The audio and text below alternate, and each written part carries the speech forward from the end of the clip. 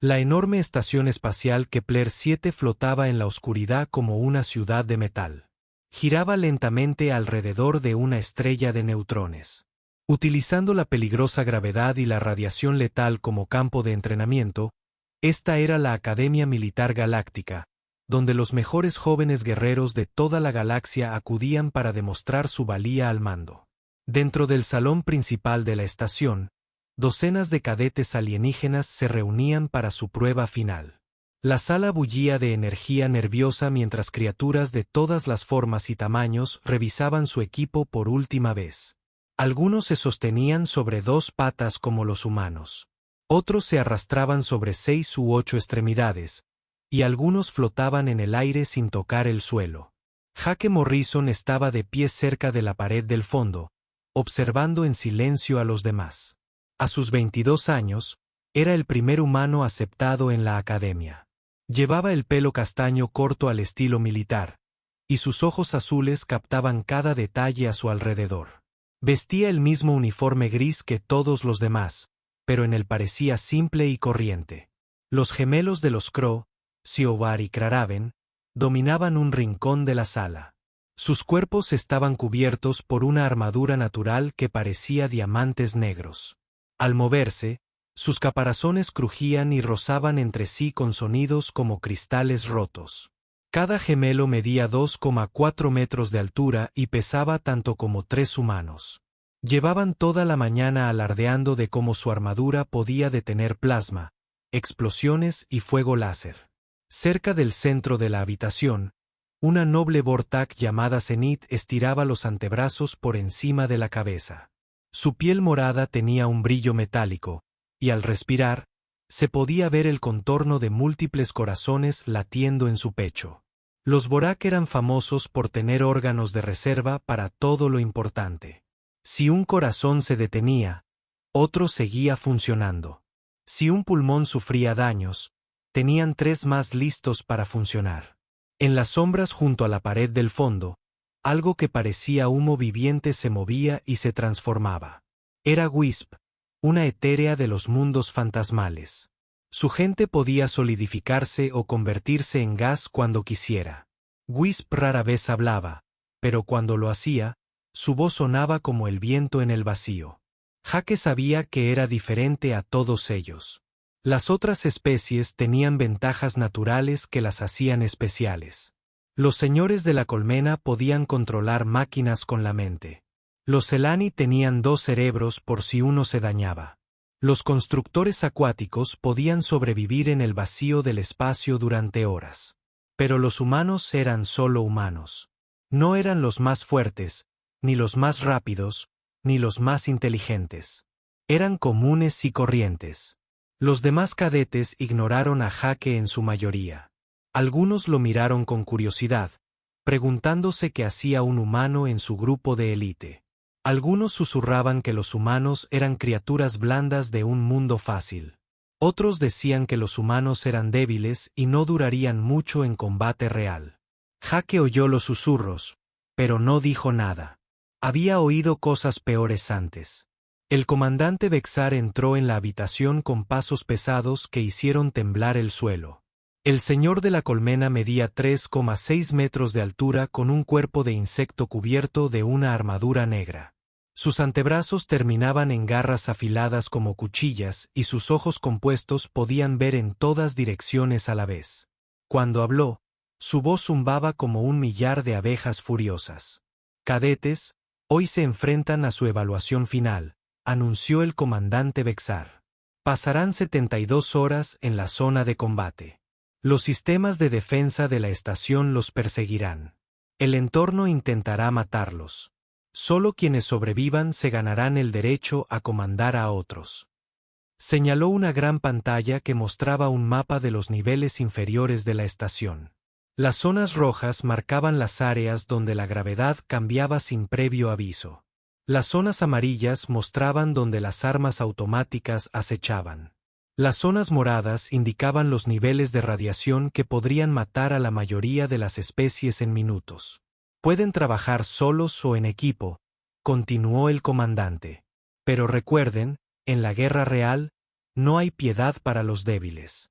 A los sistemas de defensa no les importará su especie ni sus habilidades especiales.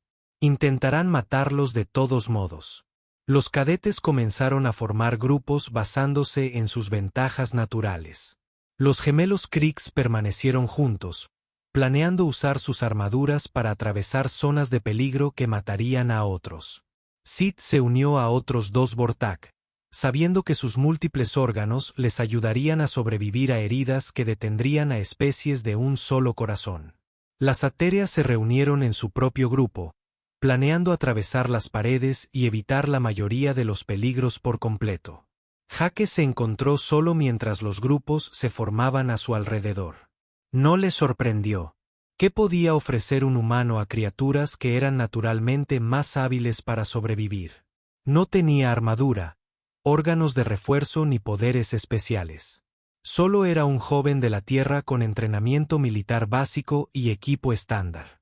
Morrison. El comandante Vexistar gritó. ¿Te unirás a un equipo? Jake miró a los cadetes reunidos. Algunos lo observaban con lástima, otros con cierta curiosidad. Algunos parecían esperar a que le suplicara unirse a sus grupos. No, señor, respondió Jake con voz tranquila. Trabajo mejor solo de todos modos.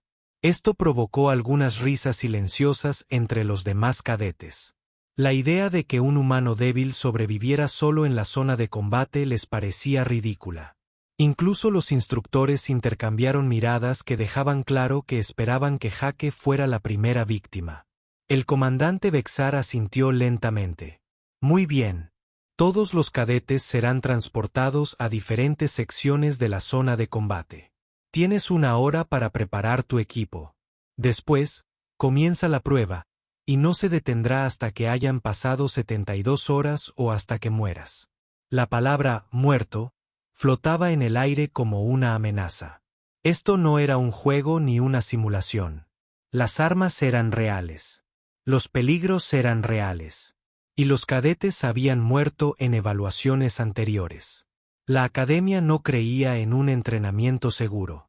Creían que solo enfrentándose a una muerte real podía un cadete aprender a liderar verdaderamente a otros en la guerra. Jake revisó su equipo una vez más. Tenía un rifle de pulso estándar, una armadura básica que detenía el fuego de armas pequeñas, pero nada más. Suministros médicos de emergencia, comida y agua para 3 días, y una multiherramienta para reparaciones. Era el mismo equipo que recibía cada cadete. Nada especial ni avanzado.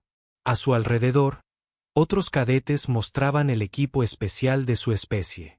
Los Kreljeks tenían armas pesadas que solo ellos eran lo suficientemente fuertes como para portar. Los Vorak tenían medicinas que no funcionaban en otras especies. Los Atereals tenían dispositivos que les ayudaban a atravesar la materia con mayor facilidad. Pero a Jake no le preocupaba su sencillo equipo. Los humanos habían sobrevivido en la Tierra durante miles de años con mucho menos. Habían escalado montañas, cruzado desiertos y navegado océanos con herramientas de piedra y madera. Habían librado guerras y construido civilizaciones cuando otras especies aún estaban aprendiendo a hacer fuego. Las puertas de la bahía de transporte se abrieron y los cadetes comenzaron a desfilar hacia sus naves de desembarco asignadas. Jake caminó tranquilamente entre ellos, ignorando los susurros y las escaleras. Sabía lo que los demás pensaban de él. Vieron a un humano débil que probablemente moriría en las primeras horas de la prueba. Se equivocaban. Pero Jake no sintió la necesidad de decírselo. Pronto lo aprenderían. Los humanos quizá no tuvieran armadura natural, corazones de refuerzo ni poderes especiales. Pero tenían algo más. Algo que otras especies no comprendían del todo. Tenían la capacidad de seguir adelante cuando todo lo demás les decía que pararan. Habían sobrevivido en un mundo que intentaba matarlos a diario. Y no solo habían sobrevivido, sino que habían prosperado. Eran cazadores perseverantes, capaces de perseguir a sus presas durante días sin descanso. Eran la especie que, ante las adversidades, decidía intentarlo de todos modos. Jake subió a su nave de desembarco y se abrochó el cinturón para el viaje al Sector 7. Los demás pasajeros eran alienígenas de especies que no reconocía, todos con aspecto seguro y preparados. Charlaban sobre sus planes y estrategias. Convencido de sus ventajas, Jake cerró los ojos y se concentró en lo que se avecinaba. 72 horas en un laberinto de trampas mortales y máquinas asesinas. La mayoría de las especies lo considerarían una prueba de sus habilidades naturales. Pero Jake lo abordaría como los humanos siempre habían abordado los desafíos imposibles, paso a paso, respiración a respiración, latido a la respiración, hasta que terminara. La enorme estación espacial Kepler 7 flotaba en la oscuridad como una ciudad de metal. Giraba lentamente alrededor de una estrella de neutrones, utilizando la peligrosa gravedad y la radiación letal como campo de entrenamiento. Esta era la Academia Militar Galáctica, donde los mejores jóvenes luchadores de toda la galaxia acudían para demostrar su valía al mando. Dentro del salón principal de la estación, docenas de cadetes alienígenas se reunían para su prueba final. La sala bullía de energía nerviosa mientras criaturas de todas las formas y tamaños revisaban su equipo por última vez. Algunos se sostenían sobre 2 piernas como los humanos. Otros se arrastraban sobre 6 u 8 extremidades, y algunos flotaban en el aire sin tocar el suelo.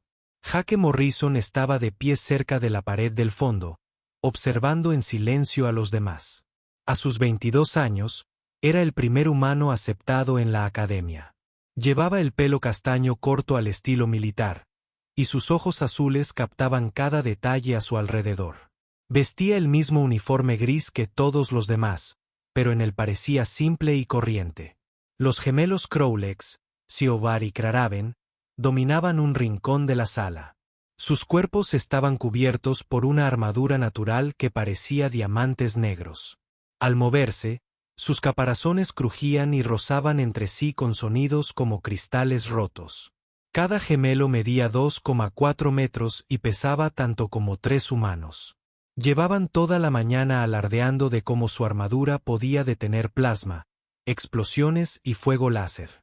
Cerca del centro de la sala, una noble Vortak llamada Sint estiraba los antebrazos por encima de la cabeza. Su piel morada tenía un brillo metálico, y cuando respiraba, se podía ver el contorno de múltiples corazones latiendo en su pecho. Los Vorak eran famosos por tener órganos de respaldo para todo lo importante. Si un corazón se detenía, otro seguía funcionando. Si un pulmón se dañaba, tenían 3 más listos para funcionar. En las sombras junto a la pared del fondo, algo que parecía humo viviente se movía y se transformaba. Era Wisp, una etérea de los mundos fantasmales. Su gente podía solidificarse o convertirse en gas cuando quisiera. Wisp rara vez hablaba, pero cuando lo hacía, su voz sonaba como viento en espacios vacíos. Jake sabía que era diferente a todos ellos. Las otras especies tenían ventajas naturales que las hacían especiales.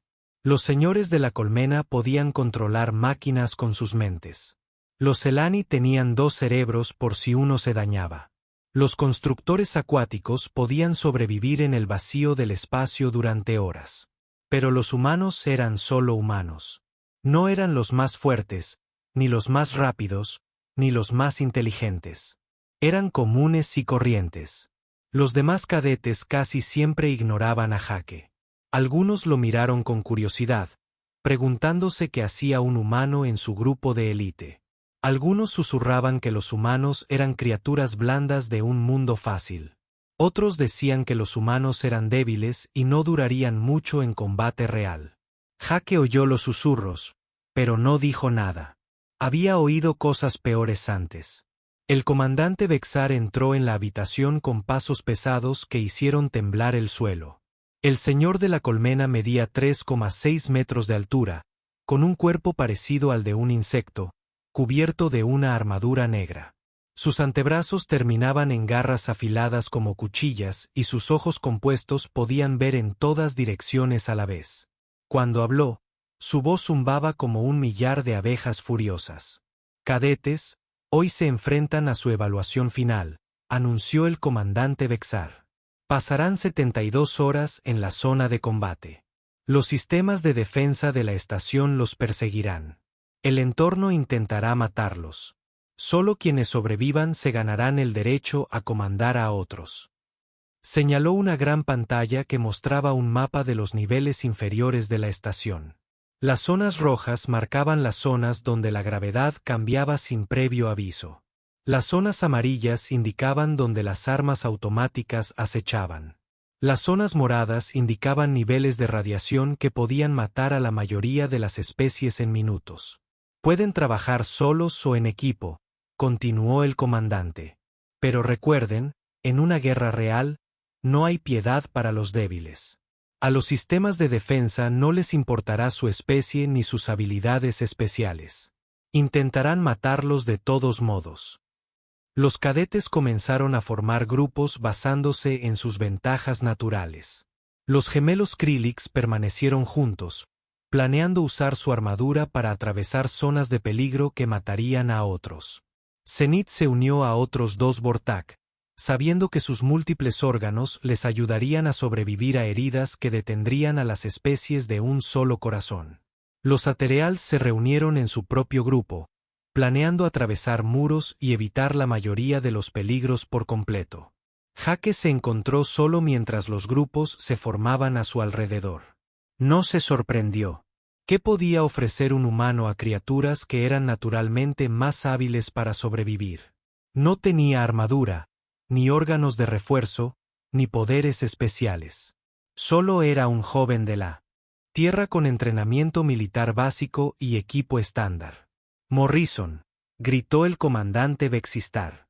Te unirás a un equipo. Jake miró a los cadetes reunidos. Algunos lo observaban con lástima, otros con cierta curiosidad. Algunos parecían esperar a que le suplicara unirse a sus grupos. No, señor, respondió Jake con voz tranquila. De todas formas, trabajo mejor solo. Esto provocó risas disimuladas entre los demás cadetes. La idea de que un humano débil sobreviviera solo en la zona de combate les parecía ridícula. Incluso los instructores intercambiaron miradas que dejaban claro que esperaban que Jake fuera la primera baja. El comandante Vexar asintió lentamente. Muy bien. Todos los cadetes serán trasladados a diferentes secciones de la zona de combate.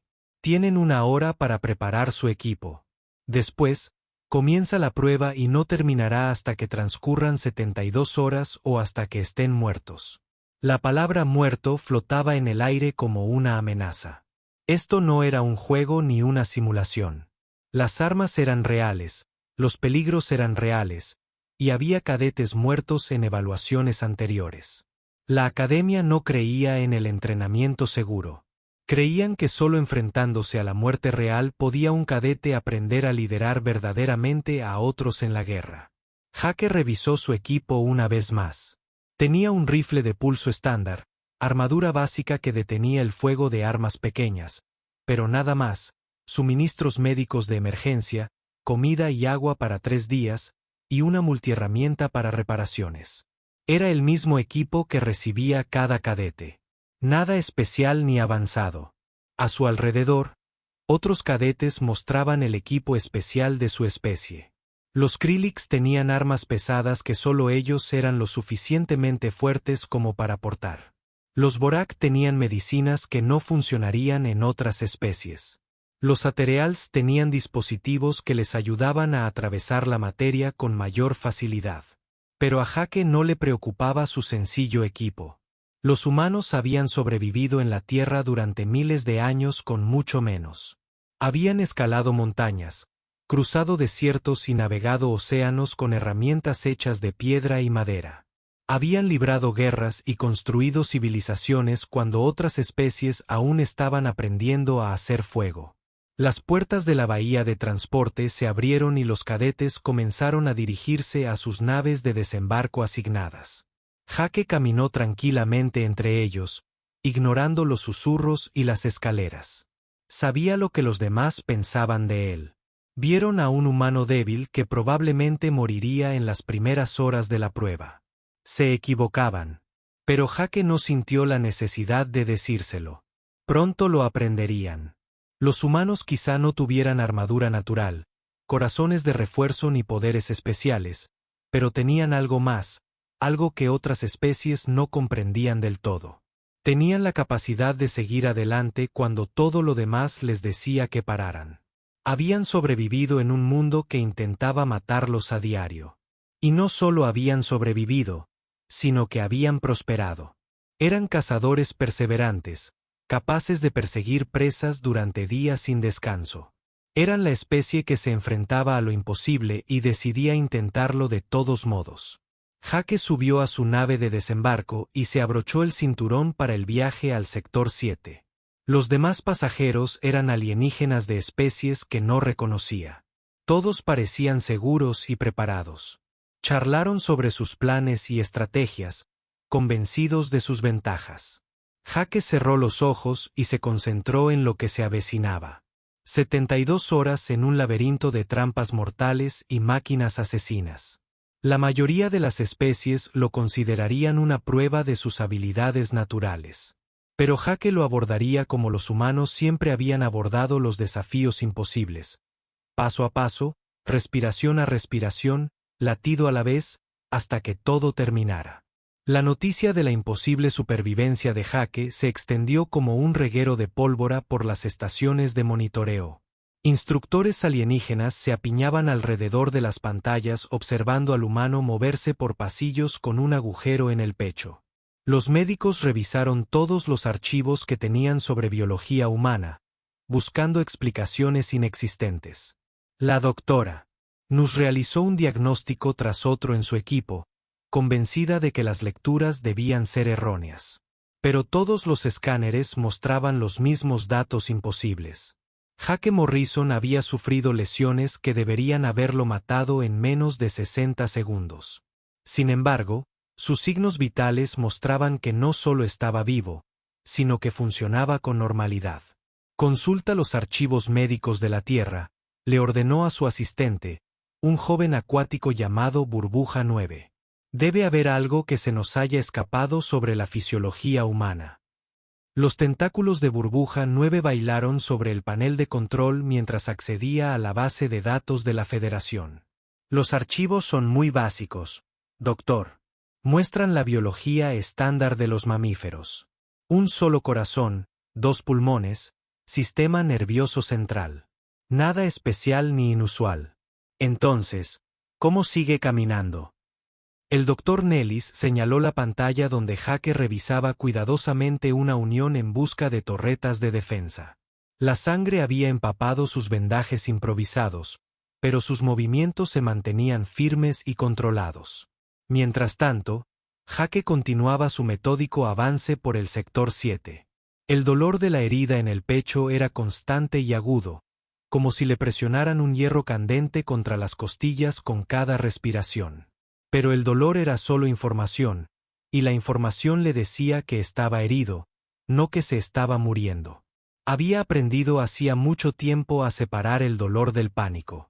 Su padre se lo había enseñado durante sus cacerías en las montañas de la Tierra. El dolor significa que algo anda mal, le había dicho su padre. Pero no significa que dejes de moverte. Afrontas el problema y sigues adelante. Jake solucionó el problema revisando sus vendajes cada pocos minutos y ajustándolos para mantener la presión sobre la herida. Controlaba su respiración para evitar la hiperventilación. Se movía a un ritmo constante que no exigir demasiado su dañado sistema cardiovascular. Eran técnicas básicas de medicina de campo que cualquier soldado humano aprendía, pero a los alienígenas que observaban les parecían magia. Tras 6 horas de viaje, Jake oyó algo que lo hizo detenerse y escuchar con atención. A través de las paredes se oía el grito de alguien pidiendo ayuda. La voz era profunda y áspera, hablando en el lenguaje gutural de los Krellix. Jake rastreó el sonido hasta una sección donde una viga de soporte estructural se había derrumbado, probablemente dañada durante el fallo del sistema. La pesada viga metálica había caído sobre una puerta, atrapando a alguien en la habitación. A través de un hueco entre los escombros, Jake vio a uno de los gemelos del Krell luchando por levantar la viga. Era Siobar. Su caparazón, duro como un diamante, se agrietó y sangró por el impacto. La viga era demasiado pesada incluso para su fuerza. Mejorada, y su hermano gemelo no estaba a la vista. Los ojos compuestos de Siobar se encontraron con Jake a través del hueco, y la expresión del orgulloso guerrero cambió de determinación a sorpresa. Humano, dijo Siobar en un estándar roto. No deberías estar aquí. Demasiado peligroso para los blandos. Jake se arrodilló y examinó la estructura derrumbada. La viga de soporte principal era definitivamente demasiado pesada para que una sola persona la levantara, pero había pequeños fragmentos de escombros que podían moverse para crear puntos de apoyo. Era un simple problema de física, de esos que los ingenieros humanos resolvían a diario. «Puedo sacarte», dijo Jake, ya planeando su aproximación. «Pero llevará algo de tiempo». Cork se quedó mirando el agujero en el pecho de Jake, visible a través de su uniforme empapado en sangre. «Estás herido. Deberías buscar atención médica, no perder el tiempo ayudando a otros». Jake ya estaba moviendo pequeños fragmentos de escombros, creando un espacio de trabajo despejado. «Estoy bien. Es solo una herida superficial». En la sala de monitoreo, varios instructores alienígenas emitían sonidos ahogados que podrían haber sido risas si no estuvieran tan sorprendidos. Una herida superficial que atravesaba completamente el torso de alguien y destruía múltiples órganos vitales no era algo que ninguna especie consideraría leve. Jake trabajó sin parar durante la siguiente hora, usando su multiherramienta para cortar metal retorcido y su conocimiento del apalancamiento para mover piezas mucho más pesadas de lo que debería haber podido manejar. Sus vendajes improvisados se tiñeron de sangre fresca a medida que el trabajo físico reabrió su herida, pero no bajó el ritmo ni se quejó. Los alienígenas que observaban vieron algo que nunca antes habían presenciado. La mayoría de las especies ayudarían primero a los suyos, luego a los aliados, y si les convenía, a los neutrales. Pero Jake arriesgaba su vida para salvar a alguien que lo había descartado como débil e inútil apenas unas horas antes. «¿Por qué hace esto?», preguntó la profesora Nimwit, la observadora etérea. Su gente eran criaturas lógicas que rara vez actuaban sin un beneficio claro para sí mismas. Los Krillix no le ofrecieron nada. Se burlaron de sus habilidades. ¿Qué ganaba ayudando? El comandante Bester observó a Jake colocar un puntal de soporte recuperado para crear un sistema de palancas. Quizás los humanos son simplemente demasiado estúpidos para entender las prioridades correctas. Pero Jake las entendía a la perfección. Simplemente usaba un sistema diferente al de la mayoría de las especies. Los humanos habían sobrevivido trabajando juntos, ayudándose mutuamente, incluso cuando era peligroso o inconveniente. Un humano que dejaba morir a otros cuando podía ayudar no era considerado un buen humano. Tras 90 minutos de trabajo minucioso, Jake había creado suficiente palanca para levantar la viga principal. Se colocó en el punto de apoyo y comenzó a empujar. La viga se movió lentamente, rozando los escombros, pero se movió.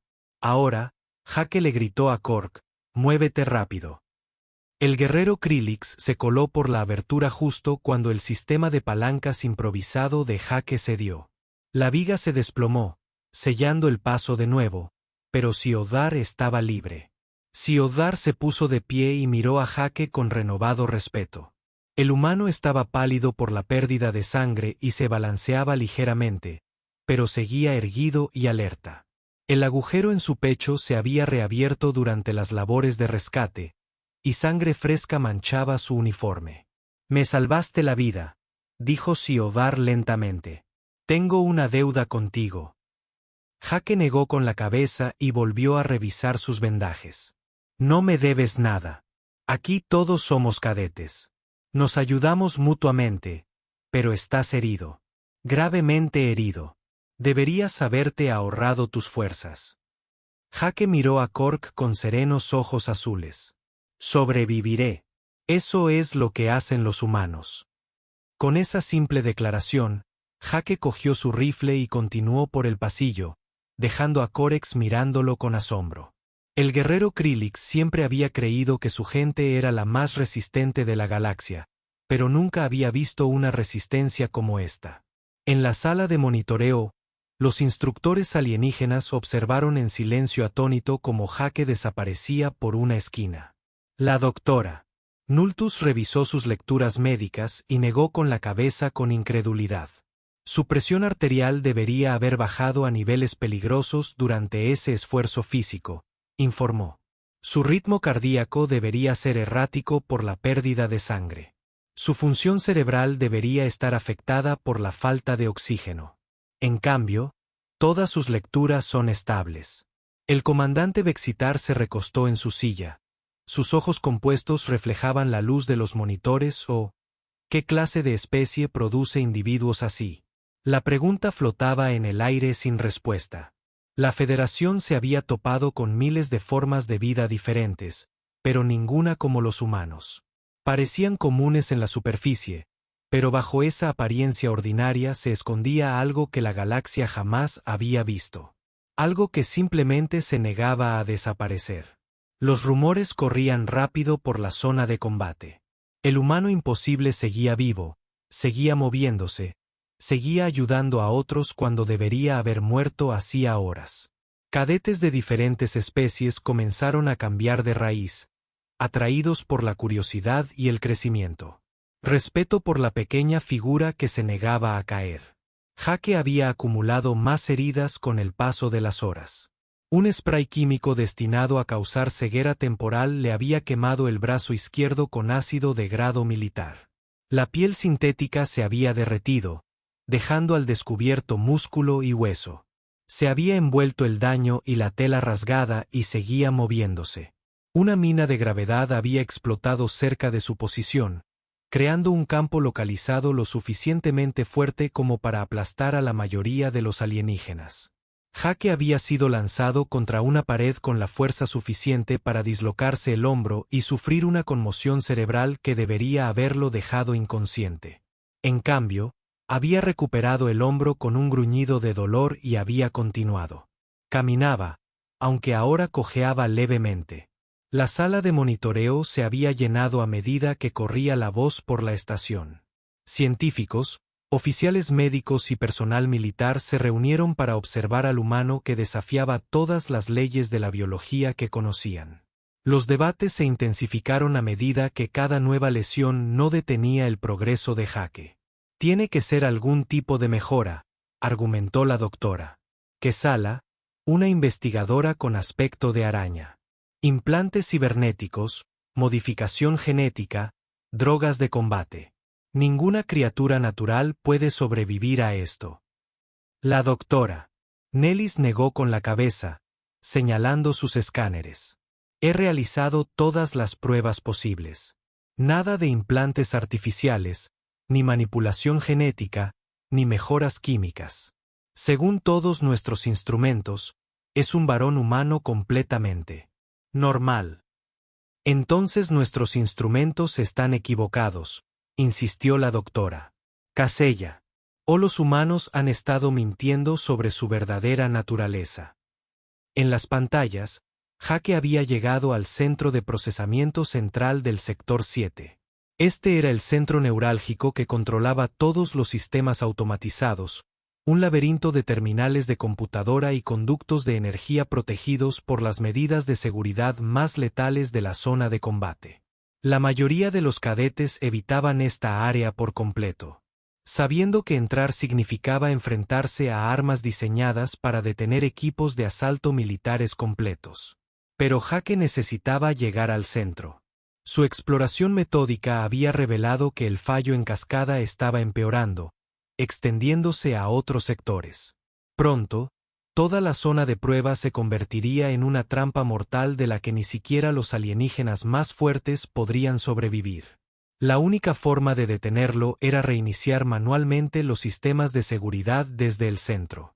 Jake se encontraba en la entrada del centro, estudiando las posiciones defensivas a través de la mira de su rifle. Las torretas de plasma se movían de un lado a otro en patrones preestablecidos.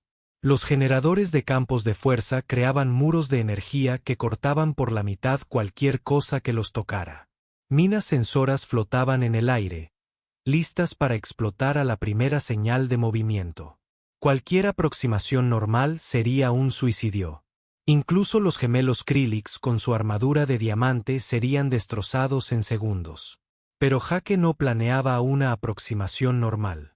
Había pasado el último día mapeando cada sistema del Sector 7, cronometrando sus ciclos, aprendiendo sus debilidades. Los humanos eran buenos para encontrar patrones, para ver cómo los sistemas complejos funcionan juntos. Provenía de miles de años de cazar animales más rápidos y fuertes que ellos. Jake esperó. Justo en el momento preciso, se movió. Se deslizó entre los barridos de sensores como un bailarín, aprovechando los puntos ciegos de la red de detección que había calculado horas antes. Cuando una torreta de plasma giró hacia su posición, ya se dirigía al siguiente punto de cobertura. Cuando se activaron los campos de fuerza, se encontraba en los pequeños huecos donde los rayos de energía no llegaban. Los observadores alienígenas observaban fascinados cómo Jake sorteaba defensas que deberían haber sido imposibles de franquear. Sus movimientos no eran rápidos ni espectaculares, simplemente perfectamente sincronizados y calculados con precisión. Lo hacía parecer fácil, pero podían ver la inteligencia tras cada paso. ¿Cómo sabe dónde moverse?, susurró el instructor Kelnox. Esos patrones de sensores cambian aleatoriamente cada pocos minutos. El comandante Bexitar estudió la pantalla táctica. No son aleatorios. Hay un patrón, pero es muy complejo. La mayoría de las especies necesitarían asistencia informática para calcular las rutas seguras. Pero él lo está haciendo mentalmente. El doctor Neltus observó mientras sufría pérdida de sangre, quemaduras químicas y un traumatismo craneoencefálico que deberían haber afectado su función cognitiva. Jake llegó al panel de control central y comenzó a trabajar de inmediato. Sus manos se movían con firmeza por las interfaces alienígenas siguiendo los procedimientos de diagnóstico que había memorizado de los manuales técnicos. El agujero en su pecho le dificultaba alcanzar algunos controles y la sangre de su brazo quemado por el ácido goteaba sobre la consola. Pero no dejó que estos problemas lo detuvieran. Otros cadetes comenzaron a llegar al perímetro exterior del centro. Habían seguido los informes sobre la ubicación del humano, impulsados por la curiosidad sobre la criatura que no moriría. Sid y otros 2 Borak se refugiaron tras un muro derrumbado. 3 etéreos se desvanecieron parcialmente en el suelo para evitar ser detectados. Incluso algunas de las minas colmena insectoides habían enviado exploradores a observar. Observaron a Jake trabajar con creciente asombro. El humano estaba claramente dolorido, con el rostro pálido y demacrado, pero su concentración no flaqueó. Cuando saltaron chispas de los circuitos dañados, no se inmutó. Cuando empezaron a sonar las alarmas, no entró en pánico.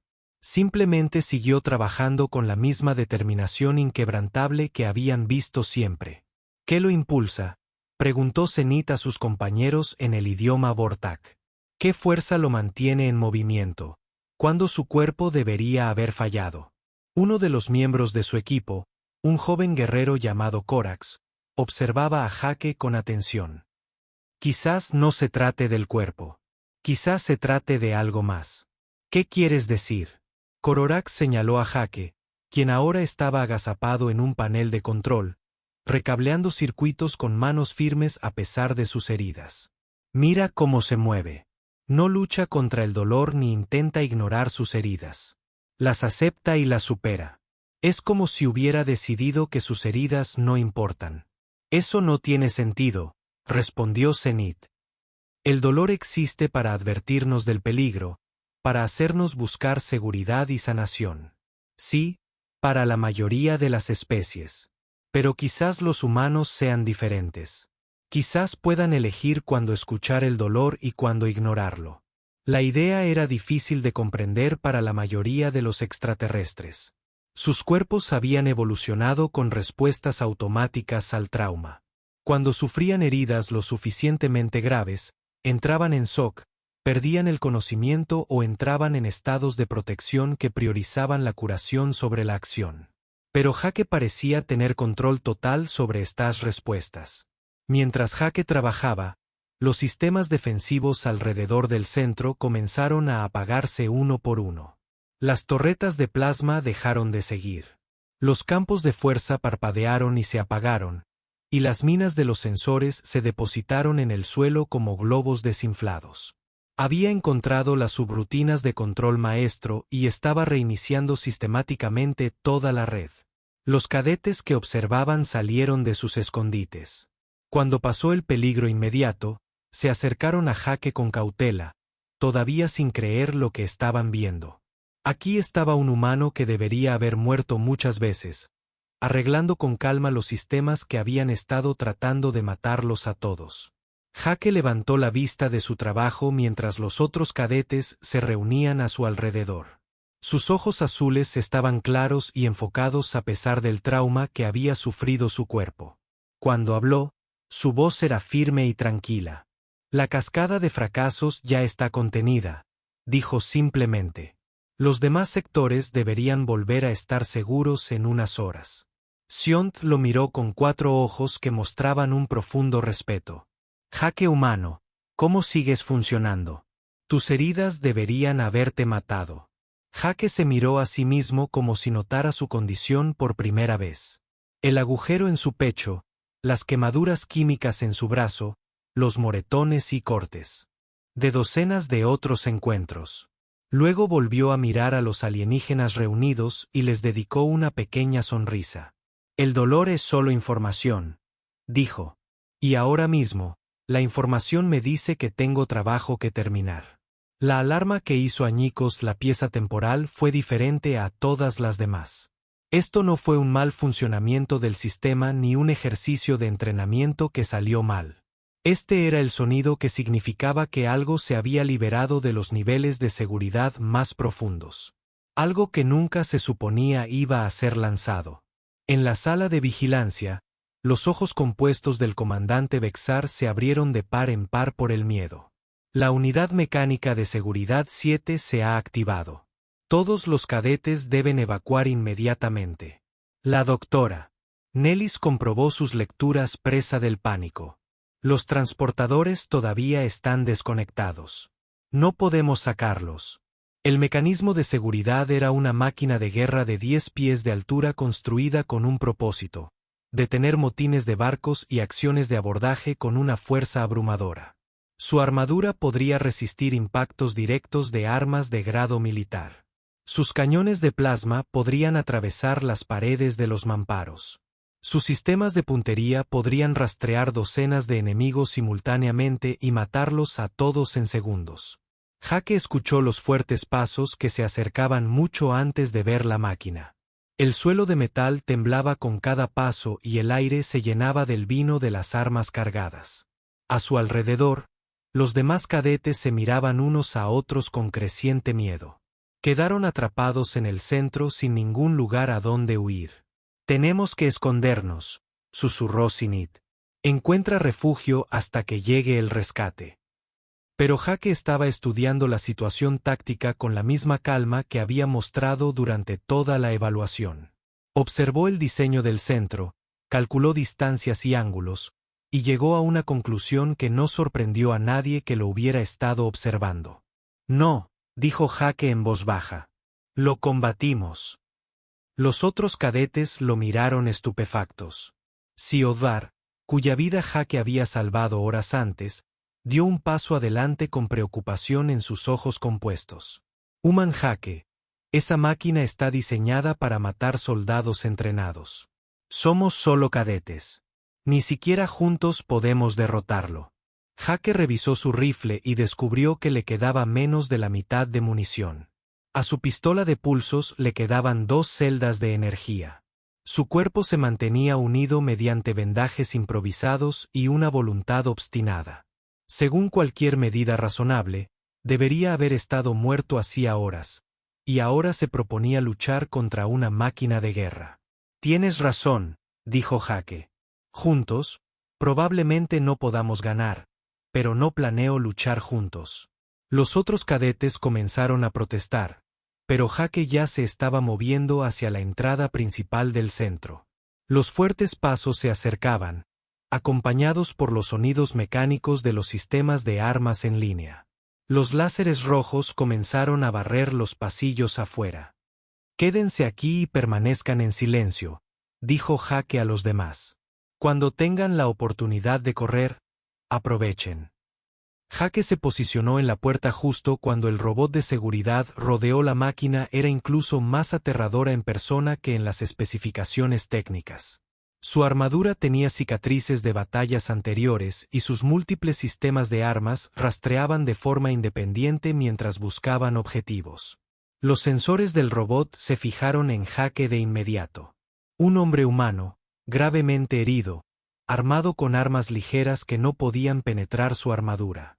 Él conocía sus capacidades, su programación y la mayoría más importante aún, sus debilidades. Todo sistema tenía vulnerabilidades si sabías dónde buscarlas. Jake abrió fuego con su rifle de pulso, no contra la armadura del mech, sino contra los sensores montados en sus hombros. Los pequeños rayos de plasma no podían dañar la estructura principal de la máquina, pero podían cegar sus sistemas de puntería si se apuntaban con precisión. Saltaron chispas cuando se sobrecargaron los delicados componentes electrónicos. El robot respondió disparando sus cañones principales, pero con los sensores dañados, su puntería no era perfecta. Jake ya se estaba moviendo, usando su conocimiento del diseño del centro para mantenerse por delante de las computadoras objetivo. Condujo la máquina hacia el interior de las instalaciones, lejos de los otros cadetes. La persecución que siguió no se parecía a nada que los extraterrestres hubieran visto jamás. Jake utilizó todos los trucos que se le ocurrieron, todas las ventajas que ofrecía el entorno. Atrajo al robot a través de áreas donde el techo era demasiado bajo, obligándolo a agacharse y reducir la velocidad. Accionó puertas blindadas de emergencia que la máquina tuvo que atravesar, perdiendo tiempo y energía. Cuando se le acabó la munición de su rifle, Jake cambió a su pistola de pulsos. Cuando eso fue vacío, improvisó explosivos con suministros de mantenimiento. Cada ataque estaba dirigido precisamente a los puntos más débiles del robot: conjuntos de sensores, servos conjuntos y rejillas de ventilación. El blindaje de la máquina era demasiado fuerte para que las armas de Jake pudieran penetrar directamente. Pero Jake no estaba tratando de destruirlo mediante la fuerza bruta. Estaba intentando hacerlo funcionar mal, poner sus propios sistemas en su contra. El enfrentamiento final tuvo lugar en la cámara del reactor principal de la estación.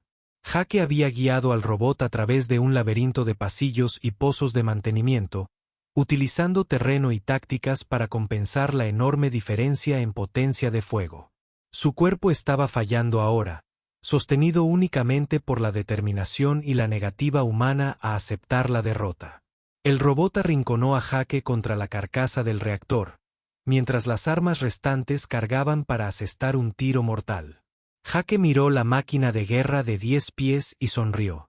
Le quedaba un último truco, algo que había notado en los manuales técnicos y que probablemente los programadores de la máquina habían olvidado. Jake sacó las clavijas de sus 2 últimas granadas y las metió en la entrada de refrigeración principal del robot. Los explosivos eran demasiado pequeños para dañar el blindaje de la máquina, pero no era necesario. Solo necesitaban bloquear el sistema de refrigeración durante 30 segundos. Los cañones de plasma del mech se sobrecalentaron y se apagaron automáticamente. Sus servos de movimiento se paralizaron cuando las temperaturas internas se dispararon más allá de los límites seguros. Las alarmas de advertencia sonaron desde el interior de la máquina mientras sus propios sistemas de seguridad luchaban por evitar una catastrófica ruptura del núcleo de energía. Jake usó esos 30 segundos para subirse a la parte trasera del robot y acceder a su panel de control principal. Con manos que temblaban por la pérdida de sangre y el cansancio, ingresó los códigos de parada de emergencia que había memorizado de las especificaciones técnicas. La máquina de guerra que había sido construida para matar ejércitos apagados con un derrotado eran ventiladores de refrigeración. Jake se deslizó de su espalda y cayó de rodillas, alcanzando finalmente los límites de lo que incluso la determinación humana podría lograr. Los otros cadetes lo encontraron allí 10 minutos después, sentado junto al robot desactivado con la espalda contra la carcasa del reactor. Estaba inconsciente pero respiraba. Su pulso es débil pero constante. El agujero en su pecho finalmente había dejado de sangrar, sellado por los mecanismos de coagulación naturales de su cuerpo y su pura y obstinada voluntad. Cuando los equipos de rescate llegaron horas más tarde, encontraron a Jake rodeado de cadetes alienígenas preocupados que se habían autoproclamado sus guardianes. Siodar y Sid se turnaron para comprobar sus signos vitales. Los Atereals habían introducido suministros médicos a través de paredes sólidas para ayudar a tratar sus heridas. Incluso las minas de la colmena, normalmente distantes, habían contribuido con pasta nutritiva para mantener estable su nivel de azúcar en la sangre. El Dr. Ntus trabajó frenéticamente para estabilizar a Jake y transportarlo a la enfermería. Mientras pasaba sus escáneres por su maltratado cuerpo, sacudió la cabeza con continua incredulidad. 17 lesiones distintas que deberían haber sido mortales. Ella informó al comandante Vestar. Pérdida de sangre equivalente al 40% del volumen total. Daño a los órganos que debería haber causado el cierre inmediato del sistema. Y de alguna manera no solo sobrevivió sino que derrotó a una máquina de guerra militar. El comandante Vestar observó cómo cargaban a Jake con cuidado en una camilla médica. El rostro del humano estaba pálido y pacífico en la inconsciencia. Pero había algo en su expresión que sugería que se despertaría listo para enfrentar lo que viniera. Siguiente. Presenta un informe de prioridad al comando de la Federación, ordenó el comandante. Asunto: revisión inmediata de las evaluaciones de capacidades humanas. Clasificación: especie que demuestra características de supervivencia sin precedentes en condiciones extremas de combate. Recomendar precaución en futuras relaciones diplomáticas. Hizo una pausa y miró la máquina de guerra desactivada, luego la pequeña figura que se llevaban en la camilla. Tenga en cuenta en el informe que esta especie puede ser psicológicamente incapaz de aceptar la derrota y al mismo tiempo conservar la capacidad física para seguir luchando. No parecen entender el concepto de imposible. Jake Morrison se recuperó por completo, aunque las cicatrices de su evaluación lo marcarían de por vida. Se graduó como el mejor de su clase, no porque fuera el más fuerte o el más rápido, sino porque había demostrado algo que ningún otro cadete poseía: la absoluta negativa a darse por vencido. La historia del humano que no moriría se convirtió en un estudio obligatorio en la Academia Militar Galáctica. Sirvió como recordatorio de que a veces el enemigo más peligroso no es el que tiene las armas más grandes o la armadura más fuerte, sino el que simplemente no se queda abajo. Y en toda la galaxia, cuando otras especies hablaran de humanos, recordarían a Jake Morrison y decir: ellos son los que no saben cuándo deben parar.